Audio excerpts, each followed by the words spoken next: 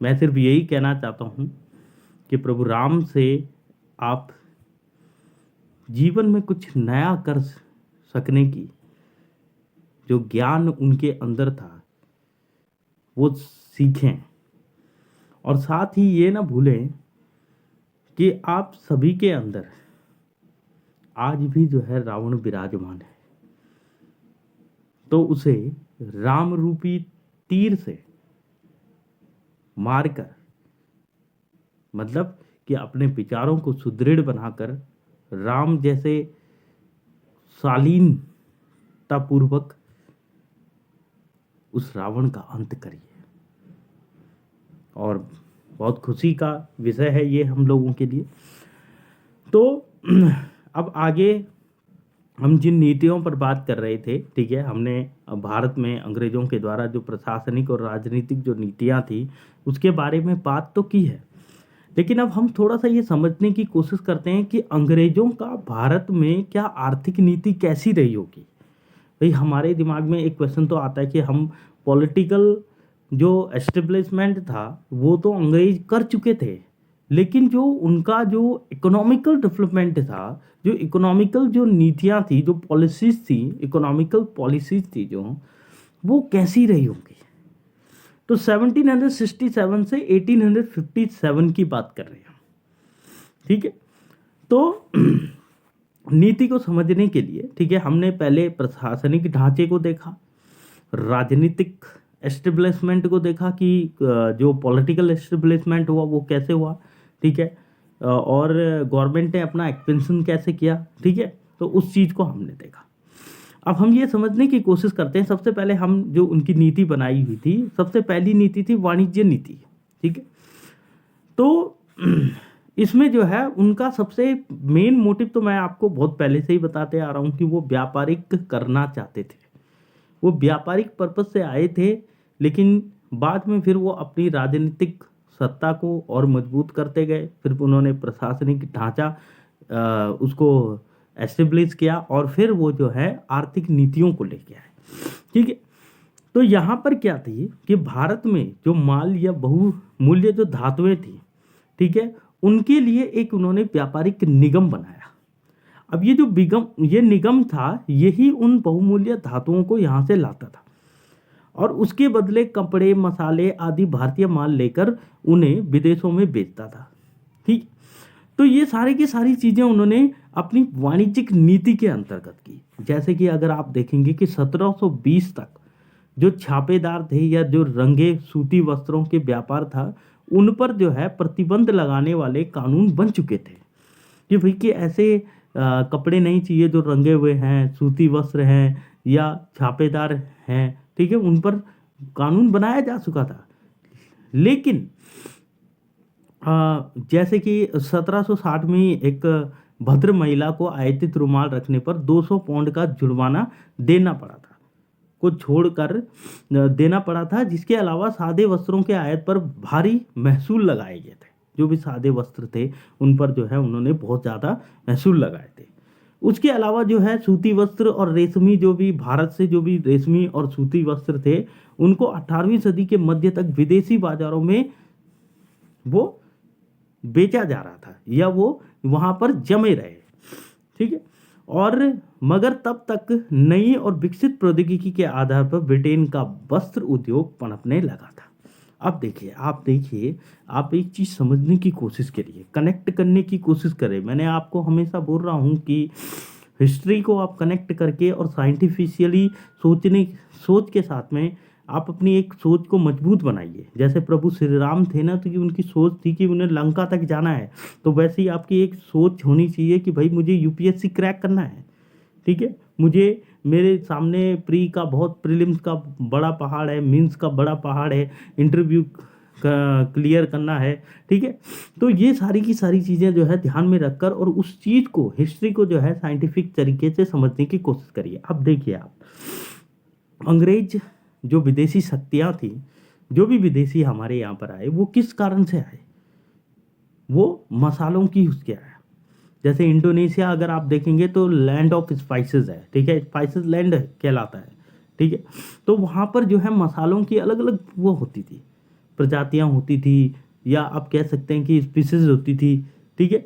तो वो जो है उनकी तरफ आकर्षित हुए। उन्होंने कहा इन द्वीप, ये जो महाद्वीप हैं या द्वीप हैं, इन पे तो जो है बहुत सारे जो पैदावार, कल्टीवेशन अच्छा है, स्पाइसेस कल्टीवेशन अच्छा है, वो उसकी तरफ आए, ठीक है। अब आप देख रहे हैं कि ये विदेशी जो है व्यापार करने के लिए अपना प्रभुत्व हर स्थितियों में, परिस्थितियों में बनाते रहे, ठीक है। अब आप देखेंगे कि धीरे धीरे इन्होंने जो है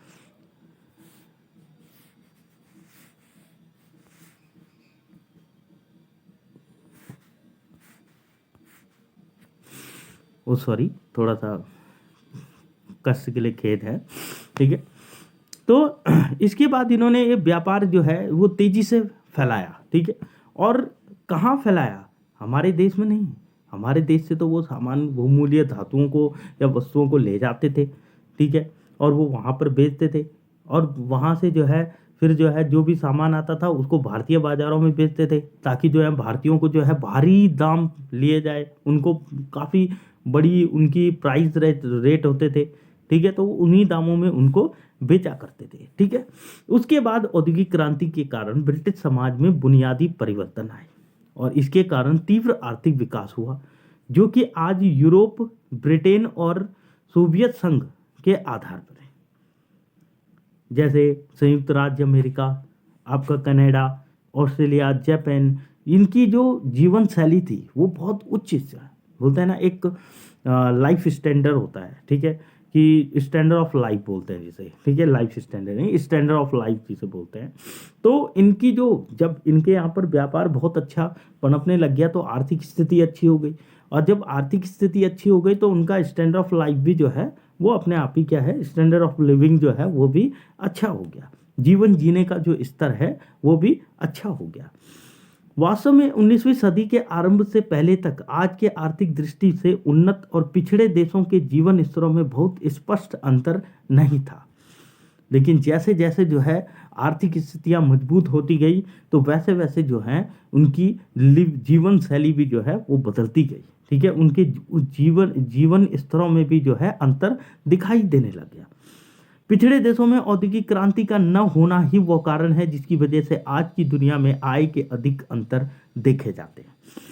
और ये आप समझ सकते हैं कि जो देश पिछड़े हैं, जिन देशों में आज भी जो है आपको औद्योगिक क्रांति नहीं मिलेगी, वहाँ पर जो है उनका जीने का स्तर भी आपको सही नहीं मिलेगा, उनका स्टैंडर्ड ऑफ लिविंग वो जो है सही नहीं होगा, ठीक है। तो जब किसी ह्यूमन बीइंग का या किसी देश का स्टैंडर्ड ऑफ लिविंग अच्छा नहीं होता है तो फिर वहाँ पर जो है बहुत सारी चीज़ों की कमियां हो जाती हैं।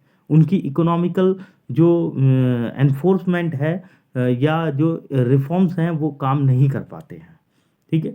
तो इसलिए जो है सबसे पहले जो है औद्योगिकरण की क्रांति आई, ठीक है।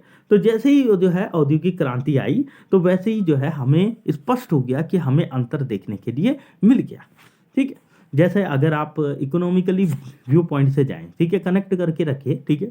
तो इंडिया जब जैसे आपने 3 सेक्टर पढ़े हैं, प्राइमरी, सेकेंडरी और टर्शरी, ठीक है। तो इंडिया ने जब पॉलिसीज डेवलप की थी तो उस समय उन्होंने जो है सेकेंडरी जो सेक्टर था उसको पकड़ा, ठीक है। उन्होंने सबसे पहले इंडस्ट्री पर ध्यान दिया, बट वो ये भूल गए कि India is one of the most powerful agricultural country. Was बोलेंगे, आज हम वॉज बोल देंगे, ठीक है, कि था। तो अगर वो इसको पकड़ के रखते, अगर वो ये सोचते कि भाई कि मुझे जो है एक पर्टिकुलरली एग्रीकल्चर सेक्टर को लेके चलना है, जैसे चाइना में हुआ, चाइना में जो है माओ डंग ने जो है 25 साल एग्रीकल्चर को दिया और 25 साल जो है आप मान सकते हैं कि जो है क्या बोलते हैं ये आपका इंडस्ट्री को दिए गए, ठीक। तो यहाँ पर फिर धीरे धीरे जो है सर्विस सेक्टर वो फलता गया, ठीक है। तो ये जो है ये आप आज के दौर पर देख रहे हैं, लेकिन जो पहले स्थिति थी, जो पहले परिस्थितियां थी वो ऐसी नहीं थी। तो औद्योगिक क्रांति के कारण ही ब्रिटेन का जो अधिकाधिक नगरीकरण होता गया ना, वो औद्योगिक क्रांति से ही हुआ। अब वो ब्रिटेन में कैसे हो रहा था, मैंने आपको बताया ना कि उन्हें नुमाइंदे बैठाए हुए थे कि भारत से व्यापार करना है, भारत से बहुमूल्य धातुओं को वहां ले जाना है और वहां से जो धातुएं यहाँ आएंगी उनको भी यहाँ महंगे दामों में बेचना है, ताकि जो है वहाँ वो जो देश है ब्रिटेन जो है वो सुदृढ़ हो सके। ठीक है, तो यहाँ पर भी अधिकाधिक लोग कारखानों वाले नगरों में बसने लगे। ठीक है, अब औद्योगिक क्रांति आएगी तो ऑब्वियसली बात है कि फैक्ट्रीज भी डेवलप होंगी, फैक्ट्री सिस्टम चलेगा। ठीक है, और 1750 में ब्रिटेन में 50,000 से अधिक जनसंख्या वाले केवल 2 नगर थे, जबकि 1851 में इनकी संख्या 29 हो चुकी थी। ठीक है, तो 50,000 से अधिक जो जनसंख्या वाले जो नगर थे वो सिर्फ 2 ही थे, और 1851 आते आते जो है वो 29 ही रह गई। ठीक है, तो ये आप समझ सकते हैं कि ब्रिटेन की जो औद्योगिक क्रांति थी, जो ब्रिटेन की जो औद्योगिक जो इंडस्ट्रियलाइजेशन जो मूवमेंट था वो क्या हो रहा था, मजबूत हो रहा था, नगरीकरण हो रहा था, शहरीकरण हो रहा था, अर्बनाइजेशन हो रहा था। ठीक है, तो आप समझ सकते हैं समाज में एकदम 2 नए वर्गों का उदय हुआ। एक वर्ग औद्योगिक पूंजीपतियों का था जो कारखानों के मालिक थे, और दूसरा वर्ग जो है वो मजदूरों का था जो दैनिक मजदूरी पर अपनी श्रम शक्ति बेचते थे, मतलब उन कारखानों में काम करते थे। पहले वर्ग का तेजी से विकास हुआ, वो अभूतपूर्व समृद्धि का उपभोग करने लग गया। ठीक है, जबकि श्रम करने वाले जो गरीब वर्ग थे, ठीक है, मजदूरों का, उनका आरंभ में जो है वो आंसुओं के घूंट पीने पड़े। अब देखिए, आप समझ सकते हैं कि जैसे जैसे इंडस्ट्रियलाइजेशन की जो मूवमेंट आया तो उसके कारण जो है कारखानों के मालिक तो बहुत अच्छा जीवन स्तर हो गया, लेकिन जो मजदूर थे वो बेचारे जो हैं लो लिविंग स्टैंडर्ड पे रहने लग गए। वे अपने ग्रामीण वातावरण से उजाड़ दिए गए। ठीक है, और उनकी परंपरागत जीवन पद्धति छिन्न भिन्न और नष्ट कर दी गई। अब उन्होंने नगरों में रहना पड़ता था। ठीक है, तो जो धूल धक्कड़ और धुएं से भरे थे, उनके घरों में स्थान बहुत ही कम होता था और वे गंदगी से भरे होते थे। उनमें से अधिकांश तो अंधेरे धूप से वंचित गंदी बस्तियों में रहना पड़ता था, और इन सब का मार्मिक वर्णन चार्ल्स डिकेंस ने अपने उपन्यासों में किया है। अब आप समझ सकते हैं कि उनकी स्थिति, उनकी परिस्थितियां कैसे। मैंने कहा ना कि जो कारखानों के जो मालिक थे वो धीरे धीरे जो है वो फलते जा रहे थे, फूलते जा रहे थे। ठीक है, और उनकी आर्थिक स्थिति अच्छी हो रही थी, आर्थिक समृद्धि बढ़ रही थी। उनमें से अधिकांश कारखानों और खादानों में काम के घंटे असहनीय सीमा तक लंबे थे। कभी कभी तो वो प्रतिदिन 14 से 16 घंटे तक जो है वो काम करना पड़ता था उन्हें। फिर उसके लिए फिर बाद में जो है उसमें इम्प्लीमेंट किया गया, बहुत सारे लॉ बनाए गए थे, लेकिन उन लॉ में जो लिखा हुआ था वो नहीं मान्य होता था, तो बाद में जो है फिर उसके लिए लॉ बनाए गए। ठीक है, फिर फैक्ट्री एक्ट आए, बहुत सारी चीज़ें आए। ठीक है, तो उसके अंतर्गत जो है वर्करों के लिए भी कुछ सहूलियत रखी गई। ठीक है, उद्योगपतियों का एक शक्तिशाली वर्ग के उदय ने भी भारतीय प्रशासन और उनकी नीतियों पर गहरा प्रभाव डाला। साम्राज्य में इस वर्ग की दिलचस्पी ईस्ट इंडिया कंपनी की दिलचस्पी से बहुत भिन्न थी, और भारतीय दस्तकारों के निर्यात पर एकाधिकार होने से या भारतीय धन के सीधे साधे दोहन से उस वर्ग को कोई लाभ नहीं मिलता था। ठीक, जो नीचे वाला जो वर्ग था, जैसे जैसे उनका दोहन होता रहा तो उनका उस वर्ग को उसका कोई लाभ मिलता भी नहीं था। और जब इस वर्ग की संख्या शक्तिशाली और इसके राजनीतिक प्रभाव में वृद्धि हुई तो वह कंपनी के व्यापारिक एकाधिकार पर चोट करने लगा। अब उसने लगा कि भाई कि ये एकाधिकार नहीं चलेगा, ये कंपनी जो है हम लोगों को जो है मुनाफा नहीं देती है, अच्छा मुनाफा नहीं, हमारा तो कोई आर्थिक समृद्धि बढ़ी नहीं रही है, हमारा स्टैंडर्ड ऑफ लिविंग गिरता जा रहा है। ठीक है, तो फिर जो है वो उसके लिए उसके विरुद्ध में खड़ा हो चुका, क्योंकि इस वर्ग का मुनाफा व्यापार नहीं बल्कि कारखानों के उत्पादन की देन था। इसीलिए वो तैयार भारतीय माल के आयात को नहीं बल्कि अपने माल का भारत को निर्यात और भारत के कपास जैसे कच्चे मालों के आयात को प्रोत्साहन देना चाहता था। तो देख सकते हैं आप, वो भी ये चाहते थे कि भाई कि जो भारतीय जो सामान है उन सामग्रियों का जो है निर्यात हो, ज़्यादा से ज़्यादा निर्यात हो, आयात निर्यात, एक्सपोर्ट इंपोर्ट बोलते हैं जिसे। तो पहले ये चीज़ें थी नहीं कि भाई कि जो है वो बहुमूल्य धातुओं को देके और वहाँ से जो है वस्त्र हमारे यहाँ पर लेके आते थे और उनको भी जो है बड़े बड़े दामों में वो करते थे। और इससे सुदृढ़ किसकी आर्थिक स्थिति हो रही थी? उनकी, ब्रिटेन की। जो कि हमारे यहाँ की सुदृढ़ होनी चाहिए थी वो ब्रिटेन की हो रही थी। ठीक है। तो इससे भी जो है बहुत गहरा प्रभाव पड़ा। तो ये जो है एक वाणिज्यिक नीति के अंतर्गत आया और उसके बाद जो है धीरे धीरे संपत्ति का दोहन होता गया। भारत की संपत्ति और संसाधनों का एक हिस्सा अंग्रेज जो है वो ब्रिटेन को भेज रहे थे और इसके बदले भारत को पर्याप्त आर्थिक व भौतिक लाभ नहीं मिल रहा था। मैंने क्या कहा, संपत्ति का दोहन हो रहा था। वह आर्थिक दोहन ब्रिटिश शासन की खास विशेषता थी, जिसके पहले पहले बुरी से बुरी भारतीय सरकारों ने भी जनता से चूसी गई दौलत का उपयोग देश के अंदर ही किया था। महल, मंदिर, मस्जिद बनाने में लगाया गया, युद्धों और विजयों के लिए उसका उपयोग किया गया और व्यक्तिगत भोग विलासिता में उसे उड़ाया गया, मगर वह धन अंततः भारतीय उद्योग और व्यापार को ही प्रोत्साहित करता था और भारतीयों को रोजगार देता था और वो विलासिता वाला जीवन जो है उनका जीते थे। जितना संपत्ति का दोहन करना चाहे वो उतना संपत्ति का दोहन कर सकते हैं। इसका कारण यह था कि विदेशी विजेता जैसे कि मुगल भी जल्द ही भारत में बस गए और उन्होंने इसी को अपना घर बना लिया, पर अंग्रेज हमेशा विदेशी ही बने रहे और भारत में काम कर रहे या व्यापार कर रहे लगभग सभी अंग्रेज ब्रिटेन वापस जाने की योजना बनाते रहे कि अब जो है हमें जो है ब्रिटेन जाना पड़े, क्योंकि उन्होंने जो है भारत की संपत्ति का दोहन कर ही चुके थे। ऐसे ही दोहन जो है मुगलों ने भी किया था। ऐसा नहीं है कि मुगलों ने जो है दोहन नहीं किया था, वो भी भोग विलासिता के जीवन में हो गए थे। औरंगजेब के बाद तो आप समझ सकते हैं कि स्थिति बिल्कुल पतन की ओर ले गई थी, जो कि मैं आपको बता चुका हूँ। और बंगाल से ही जो है उन्होंने संपत्ति का यह दोहन आरंभ हुआ था 1757 में। इसके बाद कंपनी के नौकर भारतीय शासकों, जमींदारों, व्यापारियों और साधारण जनता से झटक कर जमा की गई बेपनाह दौलत वो जो है अपने देश ले जाने लगे। तो देखिए अब लूटमारी शुरू हो गई है, ठीक है।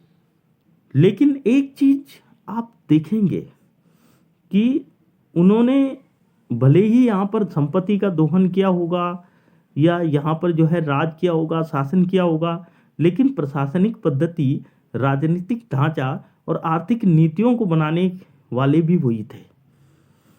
छोड़ के चले गए लेकिन बहुत कुछ दे के भी चले गए।